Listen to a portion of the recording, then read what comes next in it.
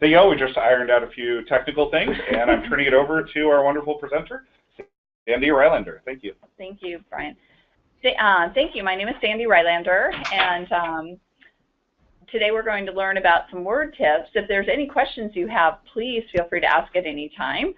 Some tips are things that you just think are going to save you time, and so some of them you probably already know and some of them you don't. So I encourage you, even if the first few you say, well, those are easy, I already knew them, stay on, because a tip will help you do things faster, so much faster that it really is worth the hour investment or hour and a half investment of time. So I thought I'd start out. Hopefully you all have my handout, but if not, it's going to be somewhere where you can print it out, with something that I didn't know for about 20 years of teaching Word, and that is, and you may say, well, that's not that helpful to me, but if you point to any of the tabs up at the top, and now that's interesting because I'm not seeing it happen on the, oh, now it's starting. I guess there's a small delay. But if you want to scroll from tab to tab, let's say that you don't know what you're looking for, and this isn't just true in Word, it's true in Excel and everything else. If I just use my scroll on my mouse, do you see how I'm not actually clicking on anything, but simply by scrolling, it is moving from tab to tab. And I didn't know, I've been teaching for 29 years, and for the first about 20, I didn't know. Of course, I will give myself a break. The ribbon wasn't around for 20 years, but still, I think that's a really cool way of quickly, without having to click tab to tab to tab. So a simple thing, but kind of a cool tip. View zoom. A lot of you probably already know this, that if you hold your control key down and use your scroll, that you can zoom in and zoom out. Okay, so that's something that's, again, across all applications. And if you don't have a mouse like that, you know in the bottom right-hand corner there's the zoom slider, and you can either click to zoom, or you can drag, or you can click on the plus and the minus. So that's all available down here in the lower right-hand corner.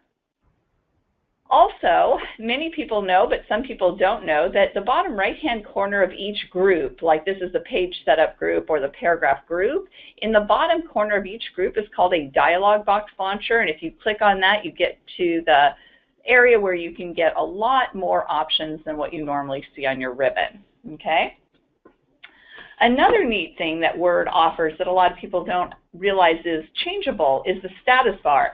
If you're looking at my screen, I'm in the lower portion of my screen, and this status bar comes with some things already on it, but there are many more things that are very cool that you can add to it simply by doing what I always tell you to do, which is right-click on whatever you don't know how to do.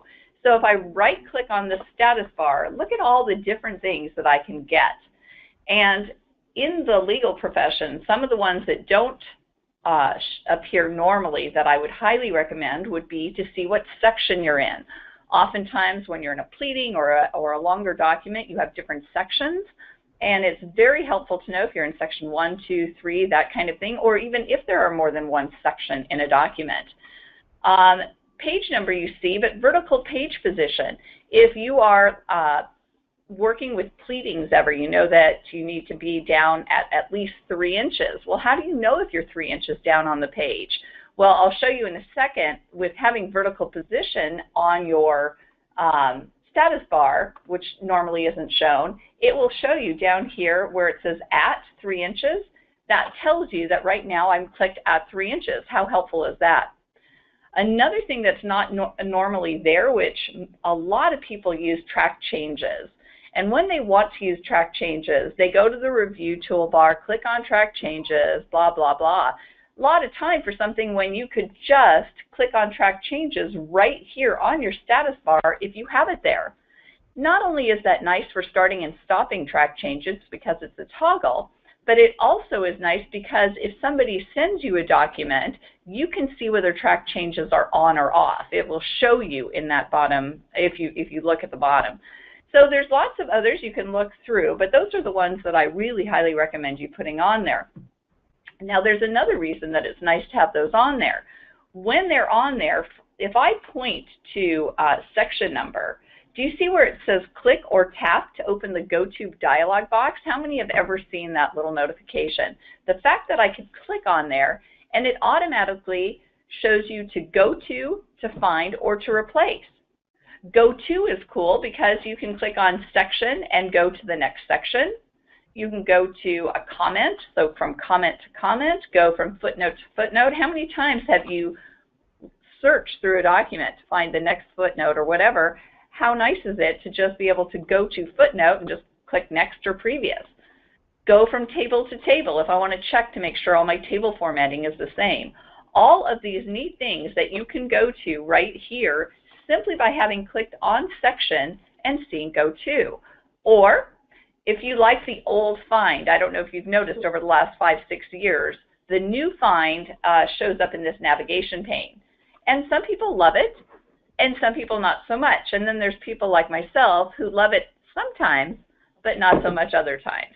And so the ability to quickly go back and forth between the old kind of find and the new is really nice, again, simply by clicking on section, okay? Now, section's not the only one that you can click on. Notice if I point to the vertical position, which we just added, well, I didn't just add it because I keep it there, but hopefully you will have added, it also does the same thing. It will bring you to that go-to dialog box. Now, I was telling you that the way that you see where you are vertically on a page is all you have to do is click at wherever it is that you'd like to see your vertical position. So if I click right in front of Word or anywhere on that line, notice it says I'm at 3 inches. So if your pleating numbers are slightly off or whatever and you're worried about, hey, am I really at 3 inches, this is such a nice, easy way to check. Or maybe you're printing on a form, a fill-in form that you're going to put into your printer. Very important that you're at the right physical location. So this will help you a lot in that respect.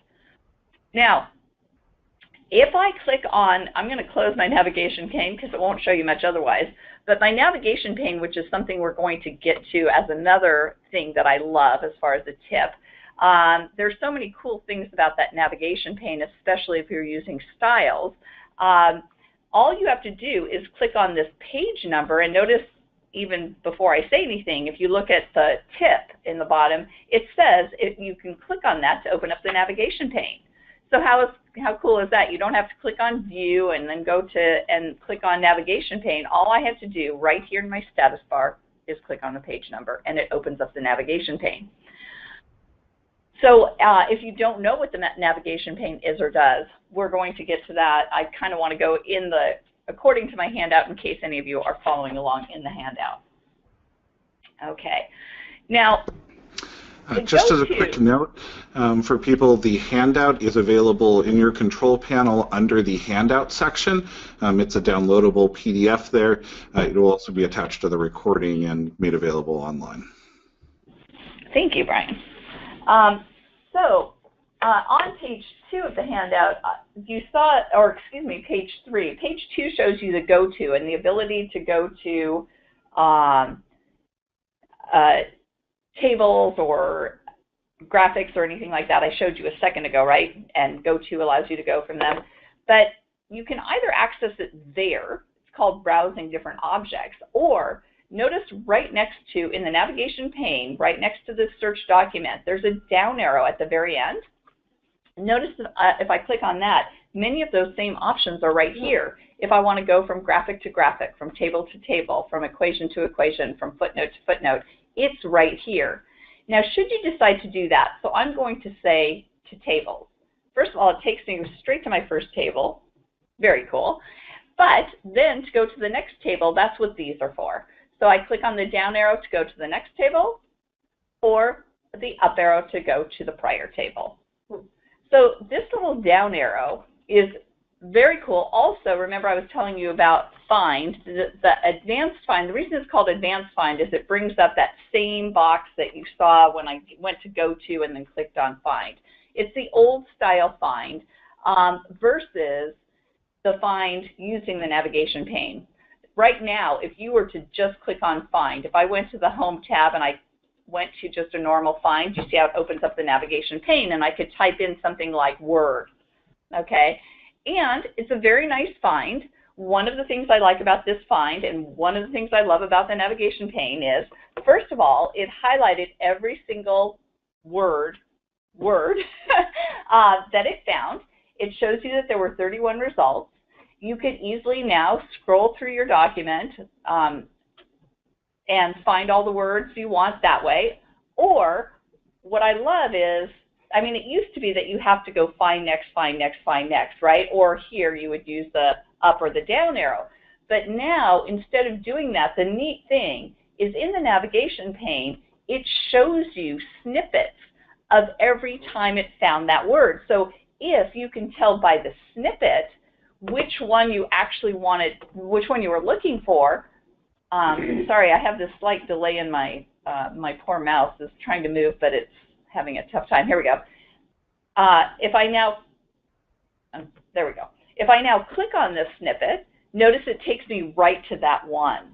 So instead of just having to, you know, search 500 times through my document to find the right one, I can just read over on the left and click on it, which I think is a really helpful thing in the navigation pane. Okay, so we've done quickly finding objects, which is on page 3.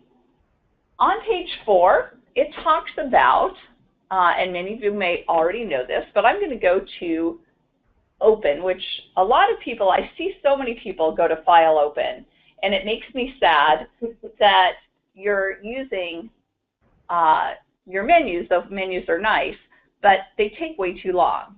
If you're going to File Open or File Save or File Send as PDF, if you know Send as PDF is there, or Send as email, you're taking valuable time away from your work. So if you're ever going to the File menu, pretty much you oughtn't, unless it's something you do very occasionally. Anything else ought to be put on your Quick Access toolbar. And down here, this is my Quick Access toolbar, and I'm going to show you some of the things I love the most. And you don't have to write them down, because in my handout I put all the things I love the most so that you can copy it yourself. And I'd even be willing to send Brian or Sue, you can now export your tools, and so somebody else can import them. So in 2 seconds you can have my tools if you want them. But anyway, so moving along, so one of the things that I put on my Quick Access toolbar right here is Open, so that I don't have to go to File Open. So I'm going to click on Open. And notice when I do that, the first thing it wants to show me are recent documents, okay? So here are my recent documents. First it says pinned, then it says this week, then it says last week. And as I scroll down, I can see more and more documents that I've used in the past, okay? The number of documents that you generally get to see by default are 25.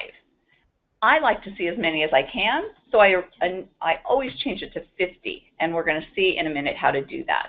But pinned documents is what we're talking about right now on page 4 in my handout. And what pinned documents are shortcuts to the documents that you use all the time. What I see so many people do is they move documents they use all the time to their desktop.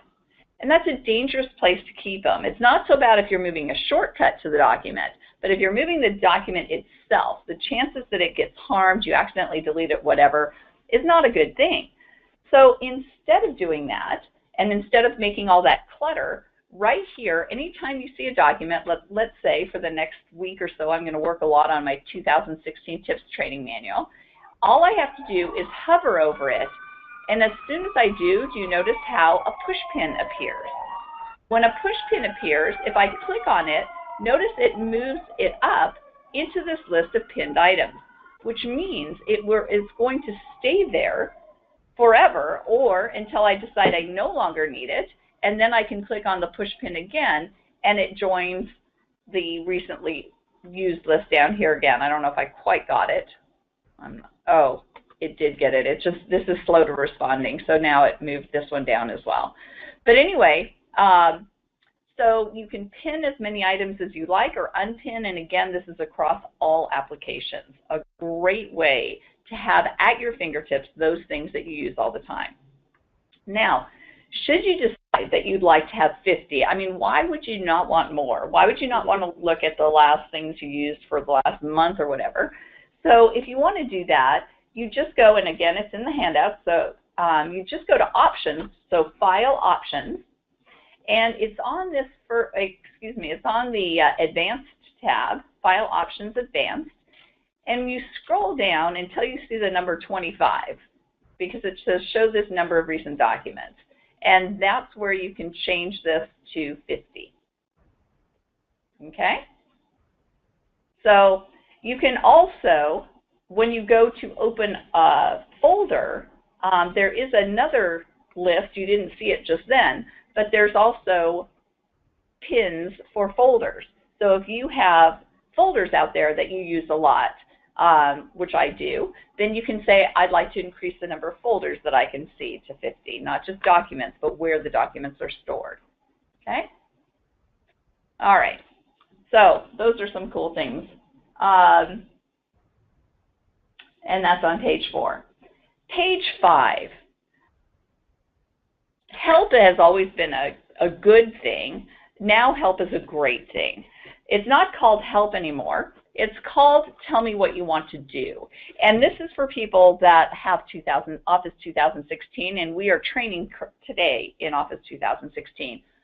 This tell me what you want to do is cool because, again, it spans all applications, Word, Outlook, Excel, everything.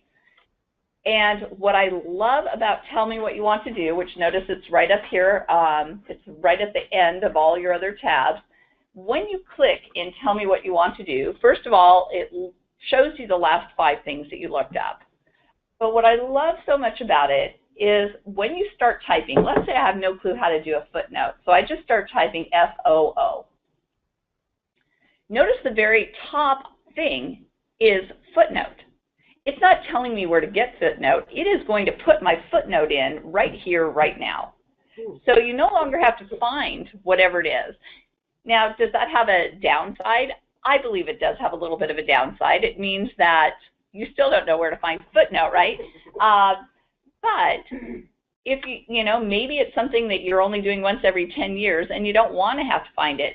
Now, the neat thing is if I continue to type in footnote, then if I only want to do it this once, I can click on footnote and it'll create a footnote. Now, you would want your cursor to be where you want the footnote reference to be. So if you messed up, like you could say, I messed up because I didn't click where I wanted it to go, then you would have to get out of it and start again, right? Because you don't want the footnote necessarily right here.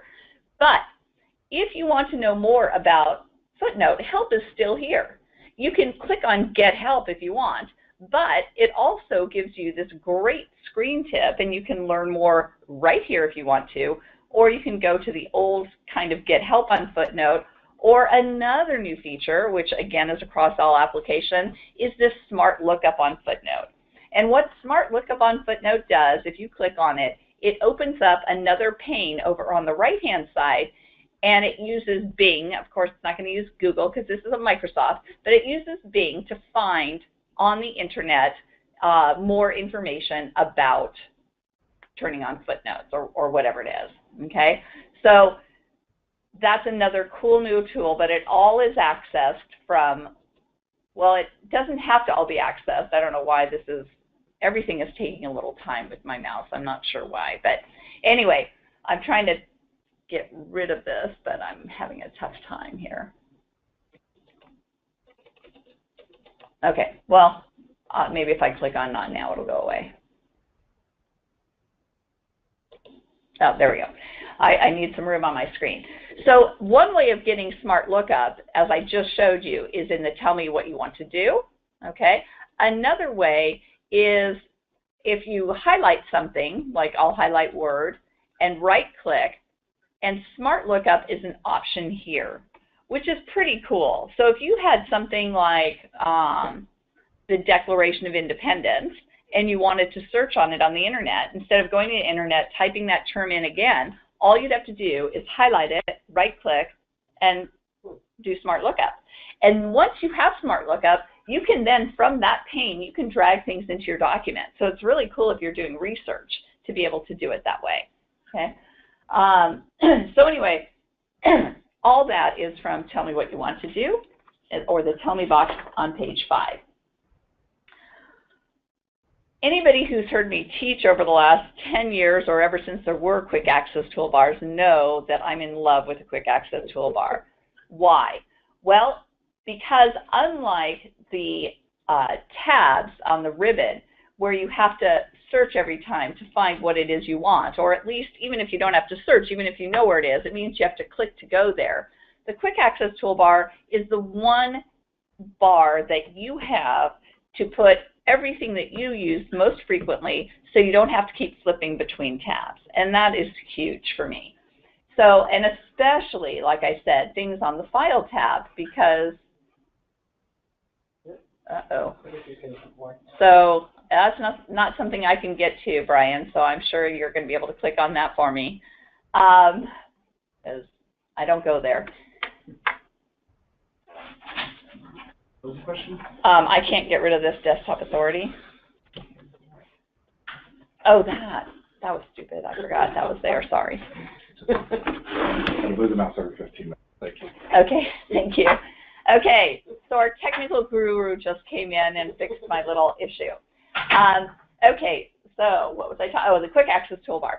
So everything on the File menu is too difficult to get to, so everything I use on the File menu comes right here at the beginning. So open, new, save, save as, close, send as email, send as email PDF.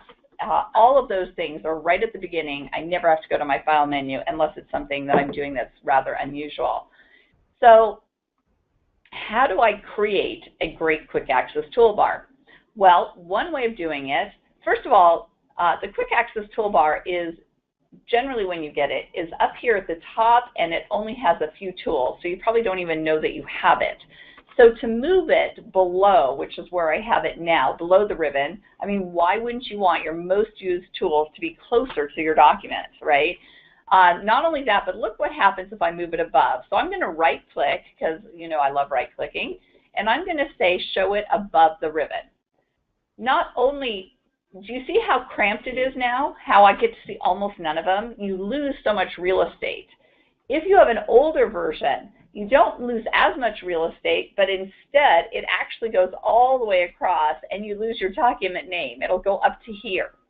So I guess they fixed that in this release, if you can call it a fix, but it also means that you get to see almost nothing. So when you have a Quick Access Toolbar, right-click and say show custom Quick Access Toolbar below the ribbon, and you have so much more that you can deal with. So the first one is just open. Is that not better than File Open? Okay. The next one is new, so a new document. Spell check, save, which you're all familiar with, save as. Now, why do I want save as here? And what's this little down arrow? Well, save as, you know, that's not an issue. But what is this drop down?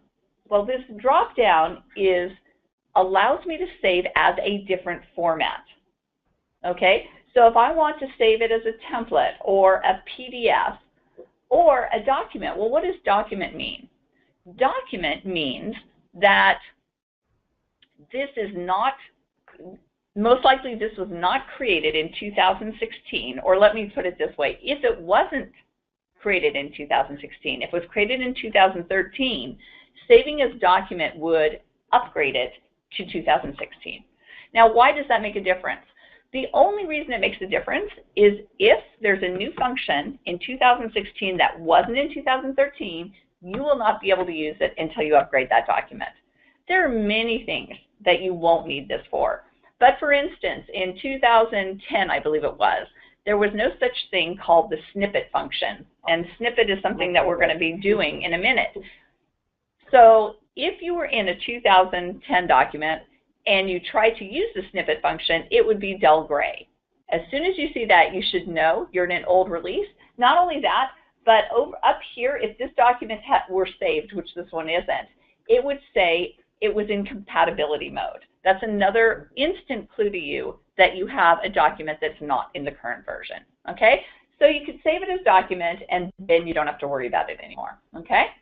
All right, so that's why I like this one, and I'll show you how to get that one versus save as. It's a save as other format type. Now, you may say, but Sandy, if I just click on save as, not the down arrow, but I click on save as, once I do that, I can change the document type right here. Absolutely, that's true. But why do 2 clicks instead of 1? Why not just have it available right here? It knows exactly what you want, and you're done. So, you know, it's just a matter of what you prefer. Close. Why would I waste close on my valuable quick access toolbar? Well, the reason that I put it there is I'm an X clicker. What does that mean? It means that when I want to close a document, or what I used to do is click on the X to close the document. Until somewhere around Word 2010, it was so difficult to tell if it was the last document that was open. And if it is the last document, then it closes Word itself, which isn't a big deal. You can restart Word again, but it's annoying. So instead, if you click on this close, no matter if it's the first, one of 10 or the last of 10, you will always stay in Word. Your screen may go gray because you don't have a document open, but you're still in Word. So that's why I like that one. Doesn't mean I still don't sometimes click the X and get out of Word because I forget, but anyway.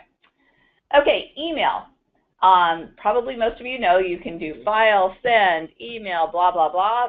Takes way too long. Why not have it right here? You just click on it. It immediately becomes an email attachment in Outlook, and all you have to do is send it.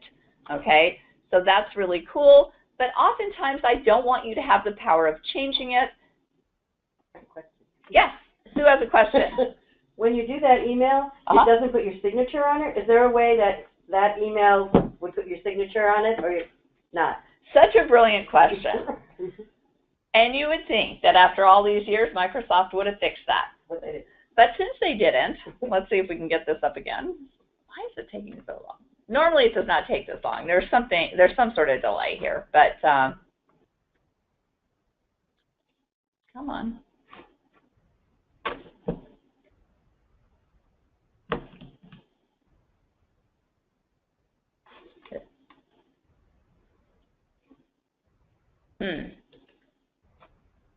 This doesn't normally happen. As you saw the first time it came up, but it's still working on it. You can see because it's dull gray, it won't even let me get to it. Let me see if yeah, it's still dull gray. So annoying when things like that happen. All right, well, let me get out of Word and see what happens here. See, it's still stuck in Mail, so something not fun is happening. That's okay. We'll do our Control-Alt-Delete. Sometimes these things happen. Go to Details, go to Word.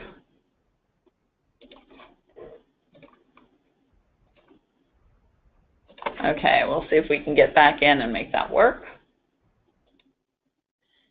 And just so that little process didn't waste any of your time, I want to show you something else. So I love to have a document on my screen in order to teach. Like, for instance, I'm going to be teaching you the neat things about the navigation pane, but without having a document with styles up, it's very hard for me to teach. So I want to show you my 2016 tips training, which was on there a second ago. But the problem is if I open it and I do all the things I want to do to it, I will have completely destroyed the document because I'm going to be doing a lot of stuff.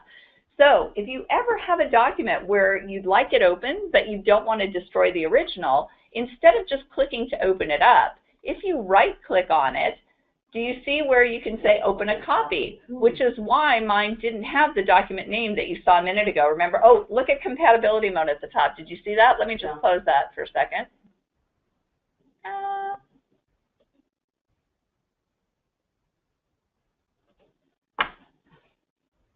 I'm going to go back in Open, and down here, Word 2016 Tips. I'm going to right-click. I'm going to say, actually up here, you see Compatibility Mode right here. Oh, yeah. So that's the Compatibility Mode I was telling you about earlier, that if you're not in the current version, that's what's going to happen, okay? So I'm going to open a copy still. Okay.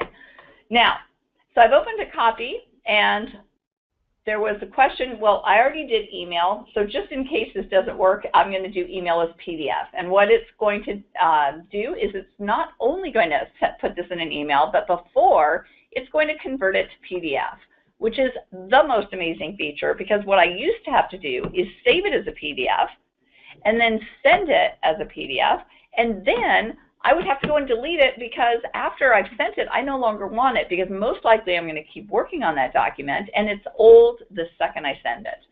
Okay, So notice that fast, it changed it into a PDF. And Sue's question was, couldn't they be smart enough to add my signature block? And the answer is maybe, but they aren't. So that's why, and it's not just here. Any of you who have ever gone to your network or hard drive to right-click and send as, right, send as email, you don't get it there either. So not only do you not get it there, but when you do it that way, your email message is in, what do you call it, not HTML. It's in plain text format. So not only don't you get your signature block, but if you then pop in your signature block and it has any pretty formatting, it all goes away. So that's why, come to the rescue, Quick Access Toolbar. That's why on every Quick Access, in my Quick Access Toolbar in Outlook, I make sure I have HTML. So I will click on that first to make sure that, and again, that's not true here. That's true when you do something off your hard drive or whatever. And then right next to that is my insert signature. So, and I have two signatures. I have one for new emails, one for replies. So I just click on new and there's my signature. So it's not as nice as if it did it itself, but it's a whole lot better than having to do it. Now, one might argue that it does have signature right here, so it's not that necessary. It's just, for me, it's always nice to have it in the same place. And there are not that many things in Outlook that I need to have on my Quick Access Toolbar, so I don't really feel like I'm wasting a lot of room. Okay? All right. So anyway, so now we're ready to send that if we want to. Some features I really like. All right. So now we've got undo and redo. We also have, I don't know that you can, in fact, I'm pretty, see, now that's already gone from my screen, so I don't know why it's still up. Okay, there we go. I don't know if you can see on the Quick Access Toolbar, you probably can't on the screen, but there's a light little line here and a light little line there. That's going to be important in a second. I'm going to teach you, those things are called separators. And the only reason they're important is to keep similar things. It's a visual cue that, to keep things together. So right before undo and right after redo, I have little separators, okay? So the next thing is paragraph settings. There are so many times when I need this paragraph dialog box that I like to have that on my Quick Access Toolbar. Now, it's not just for this one, but this one here, where I want to keep lines together or I want to put a page break before. And some of you may say, but Sandy, you should know that there's the dialog box right here. You could just click right above it. And that's true, but that's only true if I'm on the Home tab. The problem is, so much of the time, I might be on a completely different tab. I could be in the Tables tab or whatever. And so I have to click on the Home tab first and then find this, where this is just always here. So this circle shape is kind of sad that Word has not come up with cute little icons for every different possible thing that you can put on your Quick Access Toolbar. Page break before is one of those. And so you don't really know what it is, except hopefully in the context of what you have surrounding it. So what page break before does is if I click on a heading,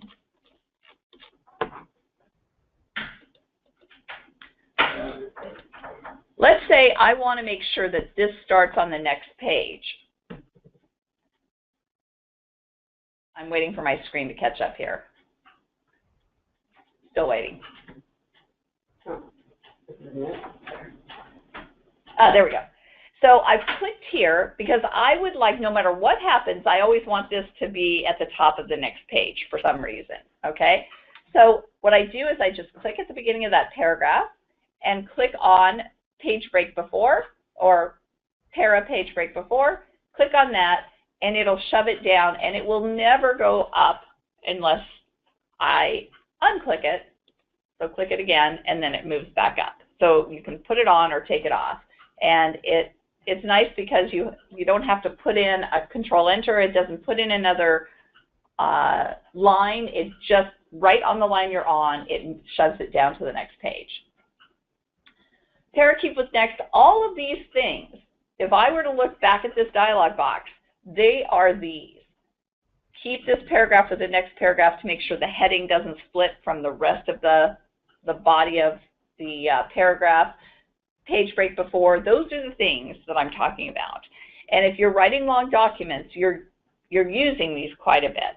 And so, and if anybody doesn't know what those things do, I'm happy to explain that to you, because otherwise it probably doesn't make a lot of sense as to why you use them. So please ask, and Brian will tell me that you're asking, and I will tell you those.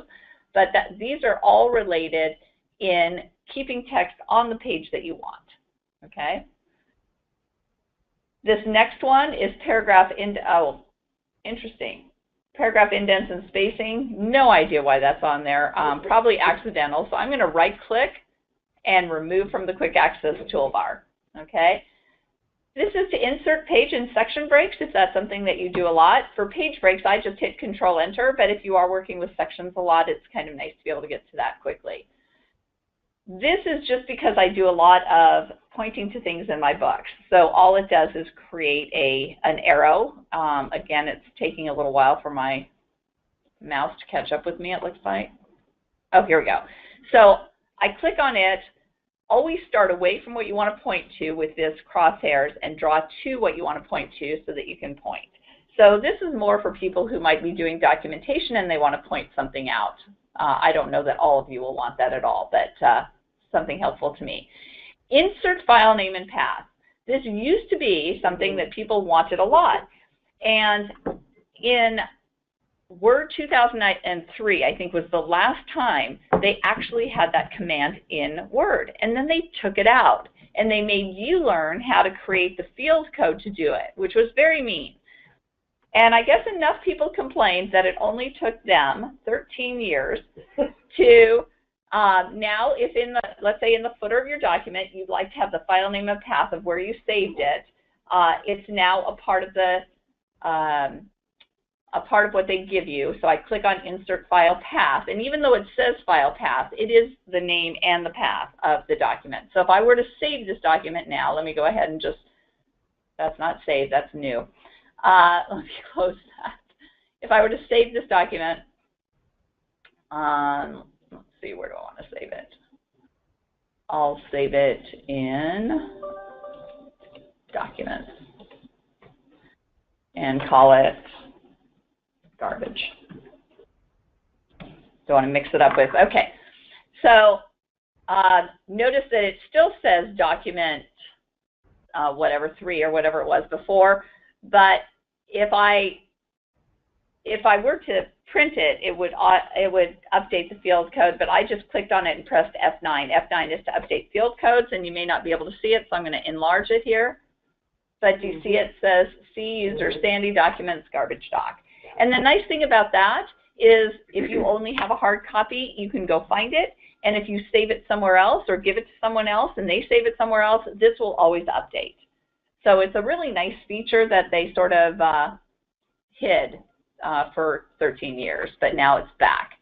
Now you may say, well, Sandy, I have been using Word for a long time, and I've never seen it in any of the dialog boxes or any of the ribbons. Why is that? Well, it's because it's not there. The interesting thing about the Quick Access Toolbar is there are a bunch of things, and I'll show you in a second how to get there. There are a bunch of things that are accessible only through the Quick Access Toolbar. There's another cool feature called Calculate, that if you have a list of numbers and you just highlight them and click on Calculate, it'll give you the total. Is it anywhere else? Nope. If you don't know to look at the list of Quick Access tools, you won't know it's there. So there are little gems hidden in the Quick Access Toolbar function that you might never find. Oh, this is Show Hide Field Codes because I wanted to look at the field codes. You may never use field codes, so if you don't even worry about it. But this is what that actually looks like, the file name that you just put in. Sometimes it's very helpful, but these days not a lot of people use field codes, but they are pretty helpful things. Select text with similar formatting. I will be honest with you, I never use that, but it's another one of those things that you can only get to through the Quick Access Toolbar. So I'm going to reduce the zoom on this. So what that means is if I click on this text, which is obviously bold and that sort of thing, and so I want to select all the other text with that same formatting, that's what this does. So I can click on select text with similar formatting, and it'll go through and select all the text that has that bolding and similar formatting, like it says. So then if you wanted to unbold it, then you could just hit unbold or something, and then why would you ever use that? Mostly to find, because let's unbold. It looks like it did unbold it. Yeah. So you could do that, or add italics or whatever it is. Add some similar formatting. Yeah. So it's sort of a little bit like doing a find and replace of formatting. That's what I figured. Okay. This next one, if you don't use styles, is going to help you a lot, but it allows you to see the styles pane over here, which if you're using long documents or doing pleadings, you absolutely should be using styles. This over here shows you the style that is applied to the text that you're currently clicked on. So when I click on this text, if I don't know if there is a style, notice that's the exercise style. If I click on this one, it's the exercise task style. So I love this because it tells you, without having to view the styles pane or anything, it tells you what style is currently applied. And it also allows you to change it. So I can click on this down arrow and change it to a different style. Yeah. Or just move your cursor, something like that. Okay.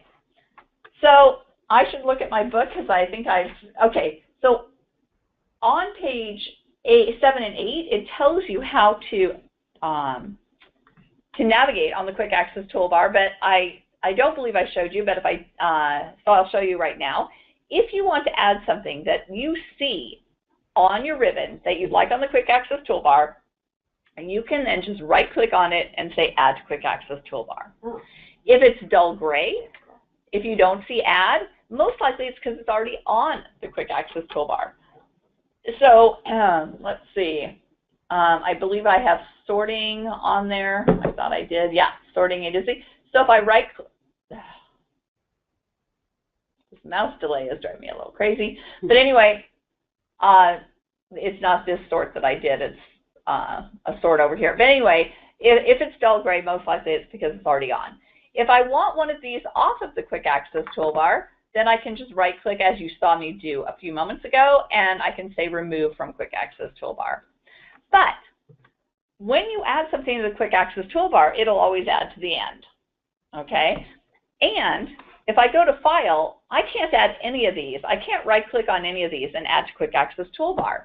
So how do I do things that I want to do to the quick access toolbar when it doesn't appear I can do it with right clicking? Well, a lot of people will say, well, just to move them, just drag them. It's a nice thought, but it doesn't work. Customize. And there's a couple different ways. One is to go to the very end. There's a drop-down arrow at the very end of the quick access toolbar. And one of the, well, this says more commands. More commands and customize are the same. Why they can't call them the same, I don't know, but they are. These are ones that you can add simply by clicking on them, and you can see I've added a lot of them myself. But the way I do it generally is I just right-click on the quick access toolbar, because I always like to right-click, and then customize the quick access toolbar, which is the same as that other command. And my mouse is not. There we go. All right. So once I've customized, it's on my screen, but it's not appearing yet. Presto changeo. Come on, let's go. Well, as soon as there we go. So on the left are all the commands that you can choose from, and on the right are all the ones that I've chosen. Now, I'm lying a little bit because on the left really right now are a subset of all the commands called popular. Okay? I'm not a big fan of popular commands because I don't feel like a lot of them are that great. So I click on the down arrow, and notice there are commands that are not in the ribbon, which I told you about, right? But I love all commands because I always like access to everything, okay? So this is absolutely everything. So someday when you've got nothing better to do, scroll through these. And if you don't know what one does, just double click, put it over here, and try it out. Now, sometimes things look so identical. It's like, well, what's the difference? And sometimes they are exactly identical, and you have no clue what the difference is. If so, put them all on your quick access toolbar. Try them all out, and right-click and get rid of the ones you don't want. Now, I will tell you the ones that have arrows or drop-downs means that, like the save function had that drop-down, it means that it has a drop-down. So I'm going to come over here, and I'm going to click on S, just so I don't have to scroll all the way down to the S's. Now, from here, I need to scroll. You can't start typing SA because it'll go to the A's. It'll only do one letter. But if I go down, look, there's a Save All. If you have 10 documents open and you'd like to save them all, you could add that command. But I'm going to keep going.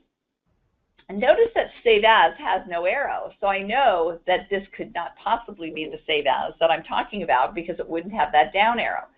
So the Save As that one is Save As Other Format. And you can tell because it's got this arrow. You can also tell because if you look over here, it says Save As Other Format, which is why I printed this out for you, not just the Quick Access Toolbar, but I actually printed this so you'd know exactly what they were named and how to get them up here. Okay? Now, one of the things that happens when you add something here to the Quick Access Toolbar, you can do it one of two ways. If I want to add this one, I can either double-click on it, but notice it goes to the bottom. If I want this to be up among the other saves, I would have to then click the up arrow about 20 times to make that happen. I'm going to now double-click to remove it. Okay? If I want it to go underneath a different tool, just click on the tool that you'd like it to go underneath, then come over here and double-click, and notice it does it right beneath. So that'll save you a lot of time with hitting up and down arrow. So you click on where you want it to go, it'll go beneath what you clicked on, okay? All right. The separators that I told you probably had a hard time seeing, they're going to be at the very top of every single menu. So notice, remember, I have a separator just to keep certain things together. You don't have to have any if you don't want. It'll waste less space. But I kind of like that visual cue that these two go together just to find the stuff a little faster. Okay? Will the Yes. Will the separators help you when you're working with styles to keep the styles from, or to keep the styles from running together? The names of the styles? Yes. Yes. Okay. Yeah. Yeah, it just draws this really fine little line. So that's all it does. Okay. Yeah. Now, we'll look at that again in a second, but I did want to show you that, notice this import-export.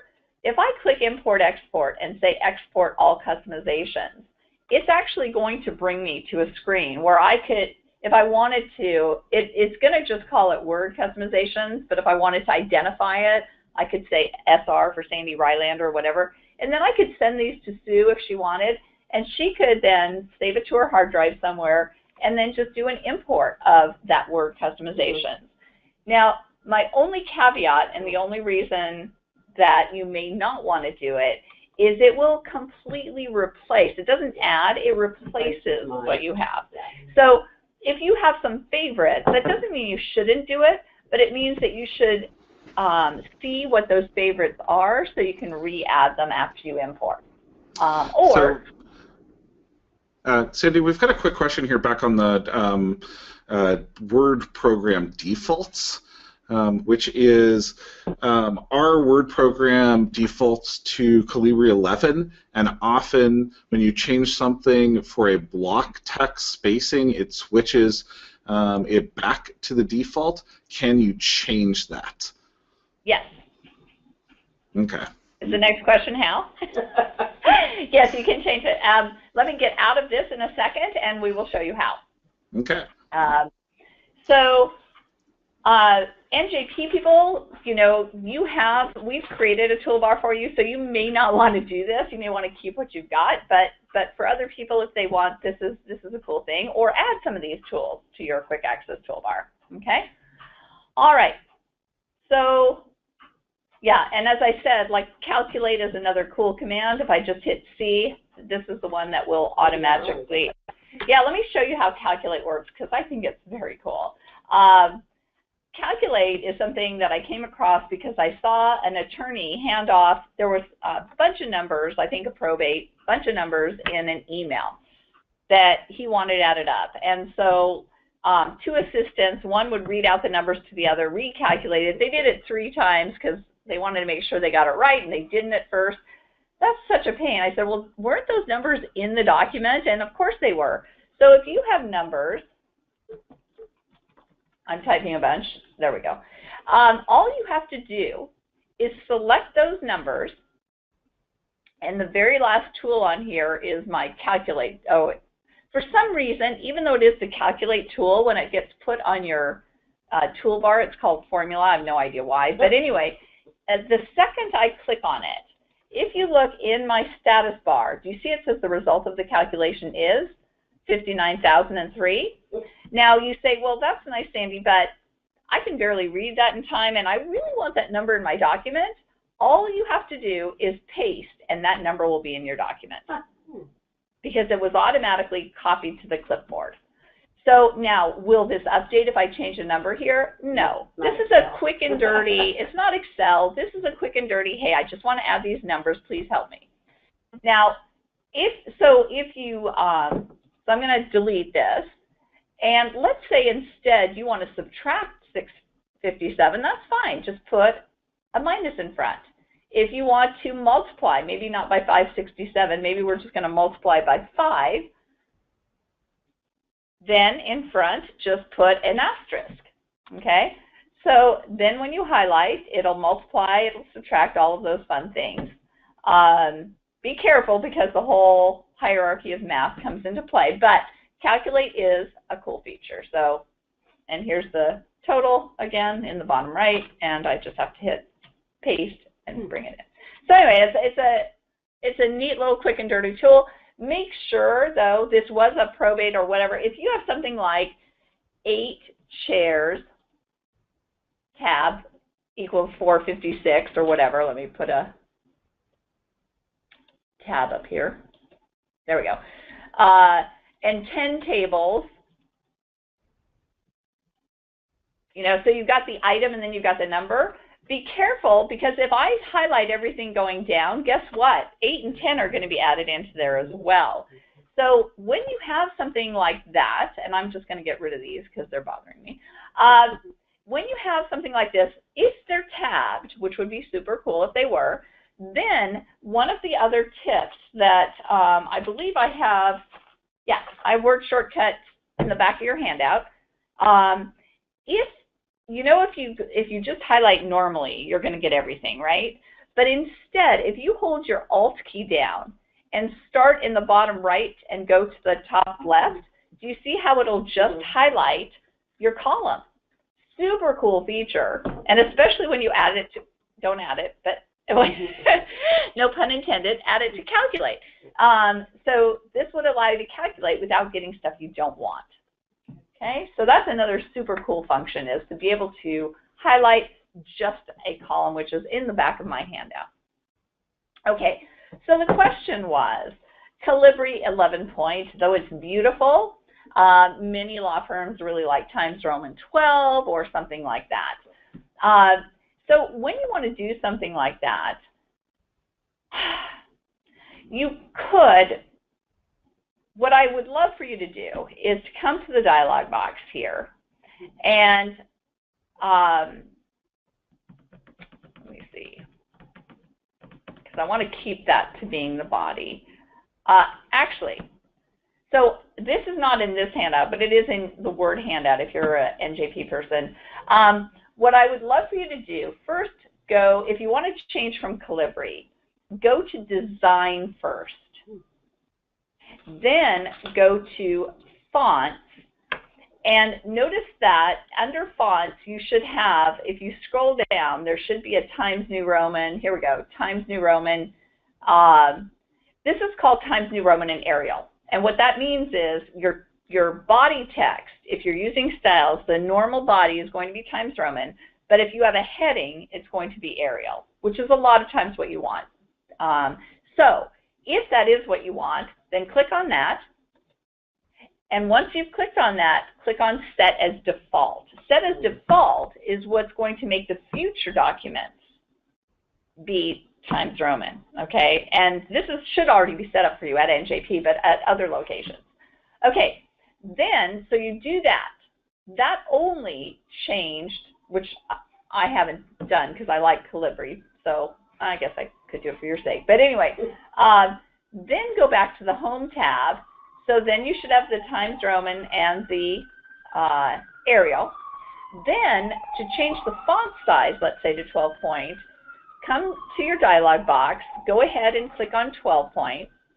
Make sure that nothing else is checked. Make sure it's not bold or anything else, you know, that you happen to, if you were clicked in a bold heading, it would say bold and all that. Make sure everything is exactly the way you want. And then once again, in the bottom left-hand corner is Set as Default. So you may say, well, Sandy, why didn't you make life easy on yourself? Why didn't you just go down to Times Roman here and Times Roman 12 and click on Set as Default? I should probably go to Times Roman or I'll confuse you. Why didn't you just do Times Roman 12 and click on Set as Default? Wouldn't that have worked? Yes, it would have worked that always, always, always your default would be Times Roman. But that ruins the beauty of having that be what's considered the body font and the headings font. And what I mean by that is later you'll learn, or maybe you already know, that there are many different design templates and font combinations. As you saw a second ago, all of these different font combinations. If you have something designed as body and, what was it? And what? Heading. Then later, if you decide, you know what, this is something I'd like to send, maybe I'd like to make it a little booklet. And what I'd like for this booklet is I'd like to have Century School Book or Calibri or whatever. If you had left them, if you had made them body and heading, then all you would have to do is select one of these other ones and boom, your entire document would look different. Where if you select Times Roman, you're going to have to go in and change every single body, every single heading. So there's a beauty to styles that you're going to ruin if you say, hey, forever and ever, it's going to be Times Roman. So that's why I do it the way I do it. It's a two-step process, which is not that difficult. Any questions on that? How much time do I have? A half hour? No, 15 minutes, because we have to have 10 minutes. Okay. It's getting less and less. I will tell you one of my we do have one more quick question here, which is how much of the customization of ribbons and quick access is available in 2010 and 2013? 2010, I'm not sure if it has a ribbon. All of them have quick access toolbar. And I will be honest, even though I do customize the ribbon sometimes, like for NJP to have my programs on it, I'm not a big fan of doing too much ribbon changing because then anybody else who sits at your desk or you sit at anybody else's and they don't know where things are. So I really encourage you to primarily change the quick access toolbar versus the ribbon. And that's customizable all the way across. Wait, did I say 2003? 2003 was still, okay, good. Yeah, because 2003 was the old style toolbars. So yes, anything that, yeah. So you should be good to go on that. That's why the quick access toolbar was made originally, was for you to have a place to put all your favorites, because otherwise you'd have to always use the ribbon. But at first they didn't want you touching the ribbon, so they didn't give that to you in 2007 or 2010. And then after that, they let you mess that up as well. Okay. Paste preview.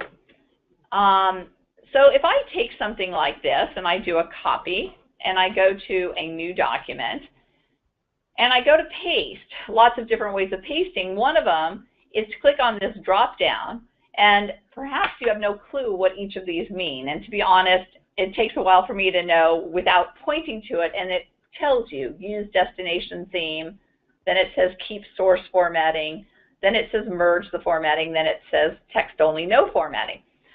What I love is the fact that all you have to do is point to it till you see the look you like, and then you can click on it. So I've never pasted. I am getting to see exactly what it's going to look like prior to pasting, which I think is an amazing feature. But even if you do, let's say you just paste, you do Control-V or however it is that you like to paste, that same option is down here. Whenever you paste, you always get this little clipboard that, again, lets you point, and it will just change it, and you decide which one you like. So even after you paste, you still have that choice. And again, this is across all applications, not just Word. Paste Preview, great new thing. Editing a document on page 11. Talks about navigating in a document, and people think, oh, Sandy, that's so easy, why do I care? Well, yeah, it is easy, but so many people do things the slow way. For instance, if I liked everything up to this point in my document and I wanted to delete everything from here on, what most people would do is they click here and scroll down for the next 20 pages to delete, and that's sad. When all you have to do is click where you'd like to start. And you know that Control-End goes to the end of the document, Control-Home goes to the beginning of a document. But if you add a shift to any cursor movement keys, it will select as you go. So instead of just pressing Control-End, if I hold my Shift key down, then I press Control-End, now it is just highlighted from that point in my document to the end, and now I can press Delete, or I can press Bold, or I can do a move or a copy or whatever I want. So understanding these little bitsy navigation and selection tools is an amazing thing. Same in Excel, right? Yeah. Not quite the same in Excel. Excel will do it for the portion of the spreadsheet you have used, because it assumes that you don't want to go to row 1 million. Yes, it'll go to the portion. Come to the end of wherever you Yes, it will do that. So also, you know, if you want to select from here to the end of the line, not the end of the, you can just click here and do Shift and End will go to the end. Shift Home will go to the beginning. If I'm at the beginning, if I hold my Shift key down, I can use my arrow key, or I can do Control right arrow. All of these things are on page 11, okay? You can also do some cool things with your mouse. A lot of people, if they wanted to select this line, instead of doing this, which I see so many people doing, instead, if you just come over here to the left, notice my mouse pointer changes to a pointer instead of an I-beam. That means you're in the selection bar. It means if I click, it's going to select a line at a time. If I'm in the selection bar and I double click, it's going to select a paragraph. If I triple click, it's going to select my entire document. How did you get to that selection bar again? Moving to the left. So as long as, see, if this is an I-beam, my mouse pointer is an I-beam, I just keep moving until, boom. As soon as it's a right pointing arrow, you're in the selection bar. That's also important to know, because I can't tell you how many people want to, let's say, just they want to select the word create, which is a very easy thing to do, unless you don't know that when you're here, you can't start, because every time it's like, why is it doing that? It's doing that because you're too far to the left. You just have to make sure you see an I-beam before you go across. Another neat thing, talking about selection, a lot of people don't know, is if you want to select multiple different areas, all you have to do is hold your Control key down. People know that in Excel, but a lot of people don't know that in Word. You can do the same thing. I can hold my Control key down and highlight as many different things as I want, and I can bold them, I can make them red, I can do whatever I want. Delete them. You can delete them, you can copy them. You know, so if you have 10 paragraphs that aren't next to each other, you can Control and hit as many as you want and do it to as many as you'd like. So that's all on page 11. It talks about selecting non-contiguous blocks of text, which is what I just did, just holding your Control key down and moving. Alt-drag to select a rectangle is also there. So another thing I see a lot of people do, which is really sad in all programs, is drag to select, and they drag and it scrolls too fast that way and then that way, and then they just get whiplash from dragging because they're always going too fast. When instead, all you have to do is click where you'd like to start and then scroll using your scroll bars down to wherever it is that you'd like to end, hold your Shift key down, and click. How much more peaceful is that? And if you screw it up, no biggie, because if you really meant to stop here, again, just hold your Shift key down and click. So you can keep changing your mind as much as you want till you get it right, and then you can let go of your Shift key. The key is you cannot let go of your Shift key and click because then you've lost it. Okay? All right, so all of that is on page 11. The navigation pane. Why was I so excited about it? Well, there's 3 parts to the navigation pane. One is the headings, and these headings will show you any heading that has a style attached. Now, all of these are styles, so really easy to add a style. A style is just a group of formatting characteristics that they've given a name, like heading 1, heading 2, heading 3. And so the neat thing about style, so if I go to the top of my document, anything I've put a style on will automatically get marked to a table of contents. So for me, it took me exactly about 3 seconds to create this table of contents because all of my headings had styles attached. Okay, so if I go to screen display, if I click on it, notice that's a heading 1. The heading 2 would be the next indent in. This one also has a heading 1 because it's still at that first indent level. You see that? But this push pins is 1 indent in, so if I click on that, I will expect to see that that's a heading 2. And, oh, miracle, it is.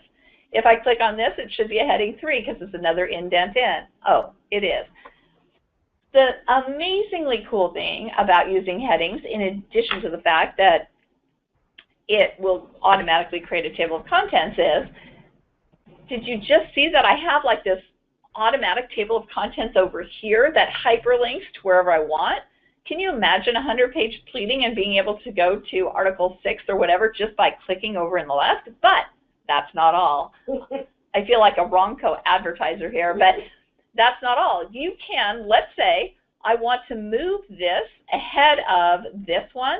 All I have to do is drag this heading above that heading, and boom, it just got moved in my document.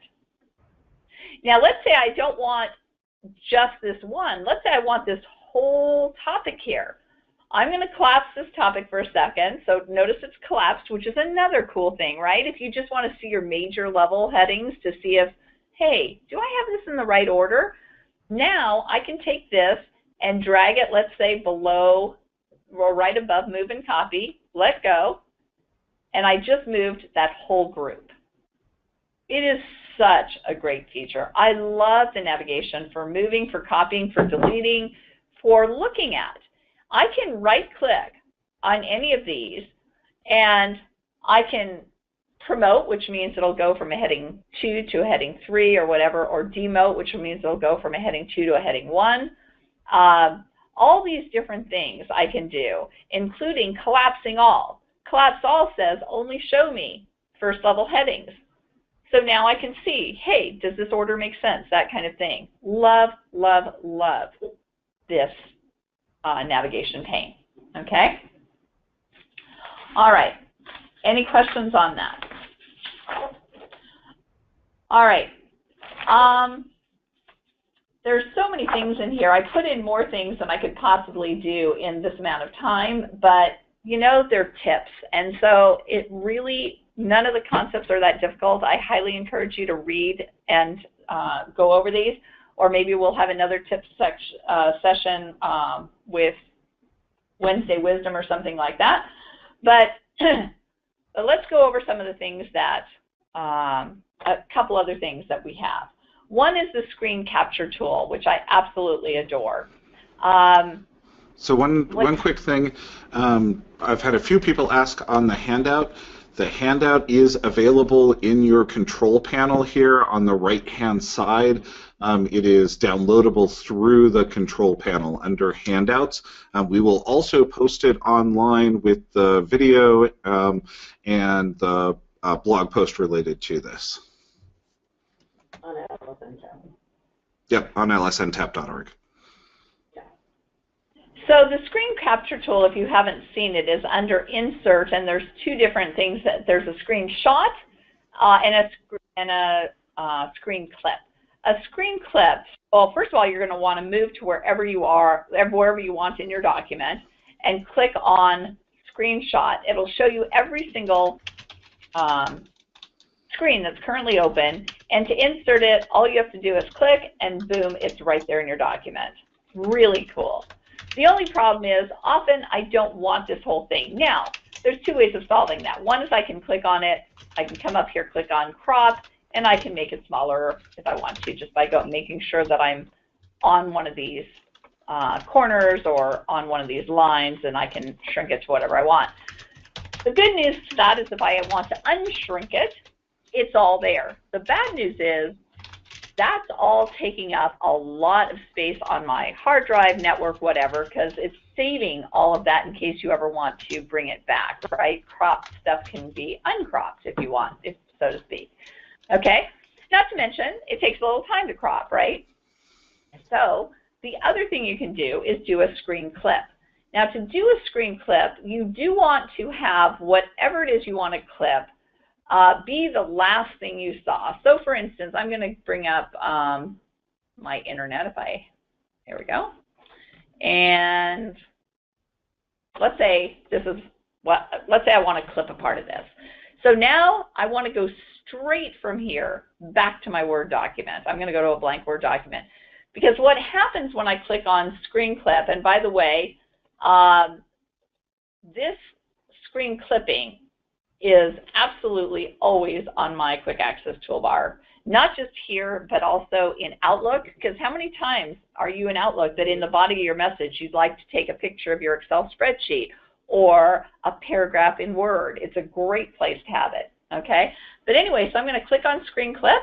Notice it came immediately back to the screen that I last saw, which is why you have to make sure. Oh, then it goes into snippet. Then it goes into snippet, and then all you have to do, you have crosshairs. Make sure before you press down on your mouse that you're including everything you want, and then drag across however much you'd like in your document and let go. Boom. How cool is that? Yeah. I also love it for OneNote. Where's clip under, where is it in the menu? In the menu, it's under Insert, and okay. then under Insert, there's Screenshot, and at the very bottom of Screenshot is Screen Clipping. So, but it's right here on my Quick Access Toolbar. So I think we've run out of time. We've gotten at least halfway through. Please take the time to look at the rest, or maybe we'll have the rest of it next year in another Word Tips and Techniques. But it was really fun having you. I know we do have time right now for questions and answers, or at least that's what I was told. So does anybody have any other questions? Yeah, please feel free to. I'm sorry, can you do what? Put snippet itself on the custom toolbar. Absolutely. Yes, so that's what I have here. So two ways. So the question was, can we put snippet on the Quick Access Toolbar? So when you go to Insert Screenshot, if I right-click on Screenshot, then I'm actually going to get the screenshot and all the menus with it, which I didn't want. But if you click on the down arrow next to Screenshot and go straight to Screen Clipping, woo, woo, oh, I see. and right-click on Screen Clipping, notice it's dull gray because it's already on my Quick Access Toolbar, so but it would allow you to do it. Okay. Yes, and then of course there's always right-click on the thing, go to Customize, and you can add it that way as well. Yeah, was there another question, Brian? There was a question over sharing the handouts, and those are made available under an open license. They can be shared for free as long as Sandy is given credit for them, so just leave that attribution on there.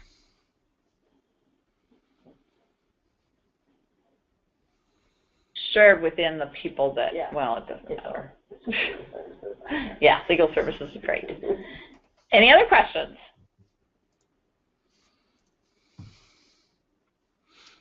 Yeah, please feel free to type in any questions, or there's also a raise your hand function in GoToWebinar that would allow me to unmute people.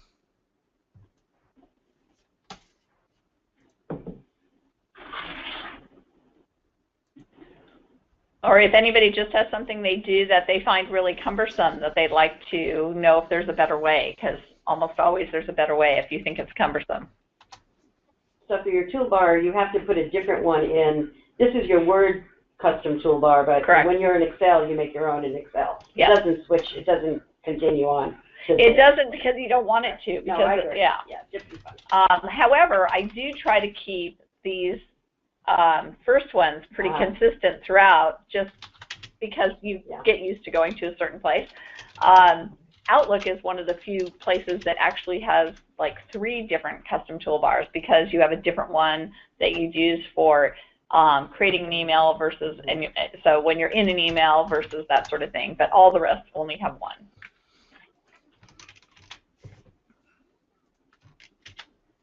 Any other questions? Can Sandy make her toolbar available for importing? Yeah. So I'm going to go to Customize, and I'll go to Export. And you guys can do it too. If you get one that you really like, you can share with your friends. Let me go to Documents and Save.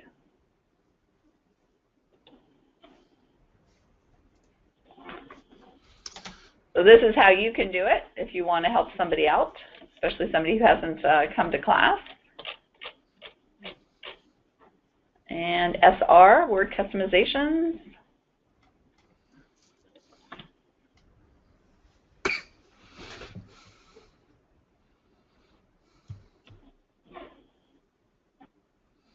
Faster than a speeding bullet.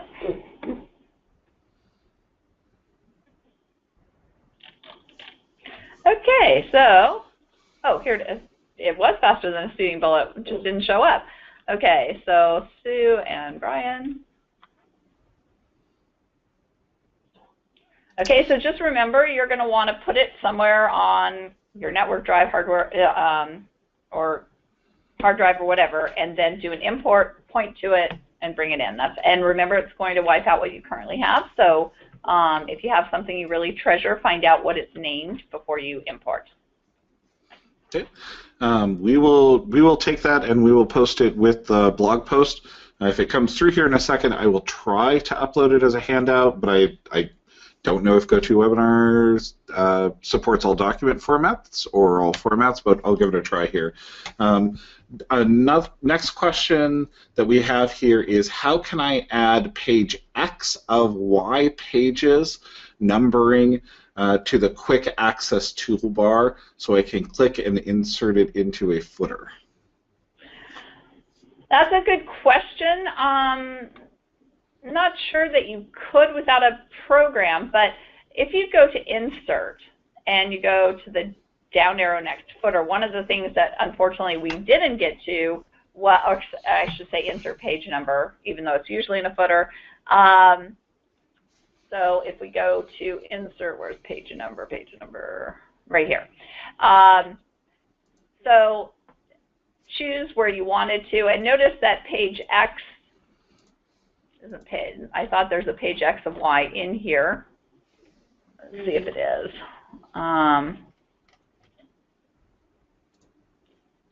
There's no page X of Y.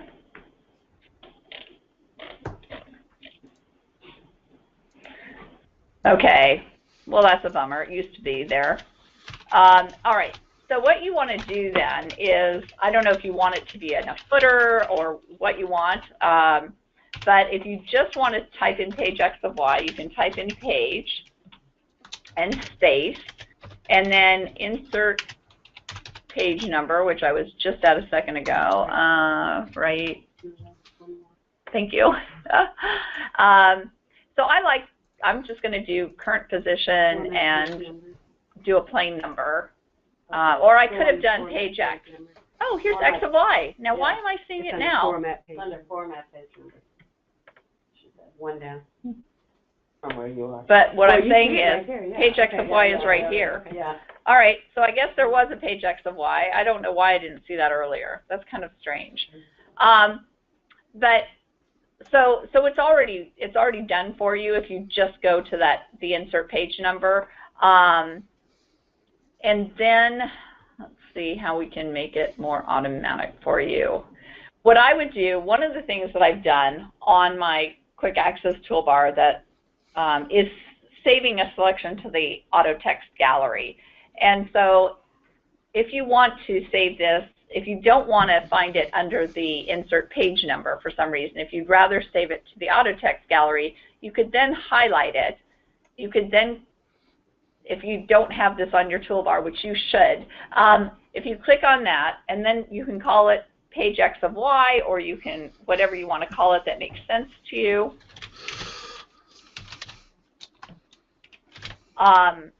Keep it in auto text. You can give it a category like page numbers or something like that so it stays together, or just leave it in the general category. I like giving it a category. You can also, if you want to make sure that it's at the very top, you can call it, you can do an underscore because it'll always do it in alphabetical order. I would also probably create a category with the same thing. I'd call it underscore page number or underscore my whatever. But anyway, just call it and then click on OK. And so now, so here I have the save, and to the right of that, I have a drop down that shows me all my quick access tools.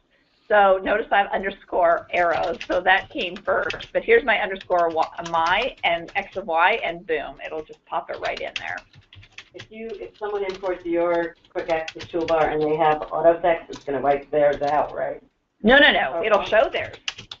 No, because this isn't the actual auto text. This is only displaying the auto text. It's the same as if you went to Insert, Quick Parts, Auto Text. Right. So they won't lose them. They won't. No. Okay.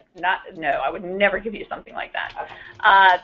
So yeah. So if you don't have my tools, the way to save a auto text is to go to Insert, Quick Part, Auto Text, Save Selection to Auto Text Gallery.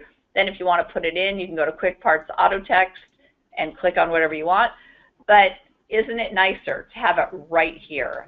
Quick Parts, if you don't know Quick Parts or Auto Text, oh my gosh, they are amazing. Maybe we'll do a session just on Quick Parts and Auto Text, because that does take a little while, but it is so worth it because it puts at your fingertips, and there's not just text Quick Parts. There's the other one I like on there is the table Quick Parts. So if you have tables that you've created, there's obviously we saw there's page number Quick Parts, header Quick Parts, footer Quick Parts.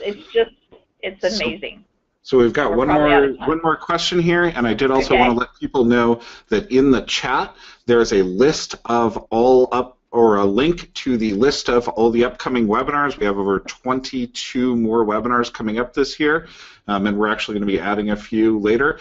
There's also a link there to our YouTube channel with the particular query of all of the past webinars that Sandy has done for us. I definitely recommend checking those out.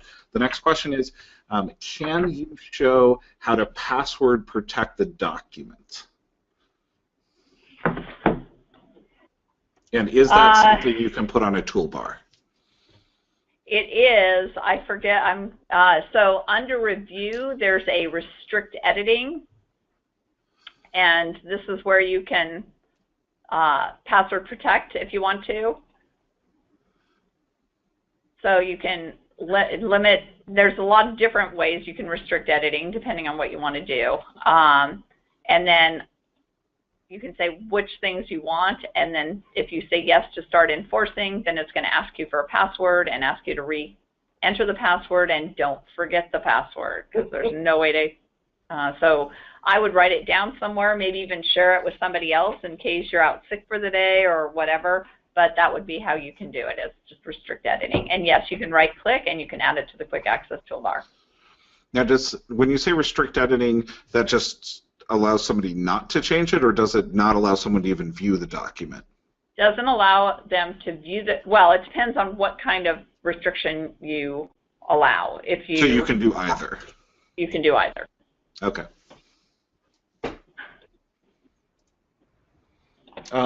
Could you quickly show us how to edit the autocorrect? And this is probably going to be our last question here. Yeah, so autocorrect is in, good question. Options? Is it?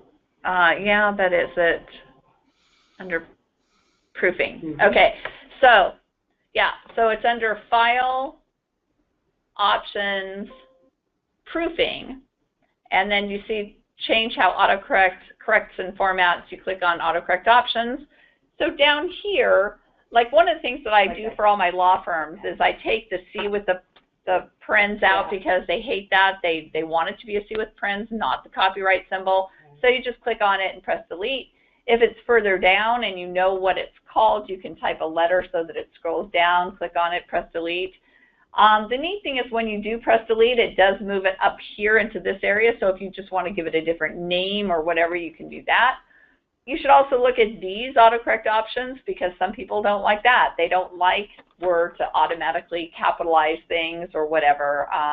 There's also an auto format as you type. So all of these things have to do with autocorrect and auto formatting right in there. Cool.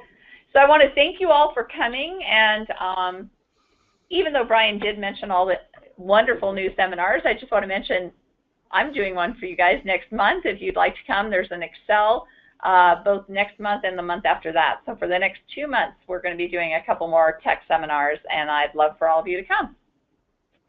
Excellent. Thank you so much, Sandy. We greatly appreciate it. If you've got any questions, please feel free to email me, and we will be sending out a survey after this. Any feedback on this session is greatly appreciated. Thank you all so much.